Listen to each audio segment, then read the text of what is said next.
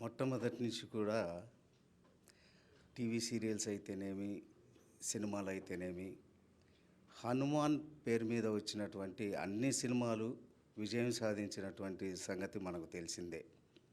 మరి ఈ విజయ art productions బ్యానర్లో పి భవానీ నిర్మాతగా, గని దర్శకుడిగా, తర్వాత లవకుమార్ హీరోగా, వారి బాబు మాస్టర్ సంజయ్ వెండి తెరకు పరిచయం కాబోతున్నాడు. వీరందరూ కలిసి నిర్మించిన చిత్రమే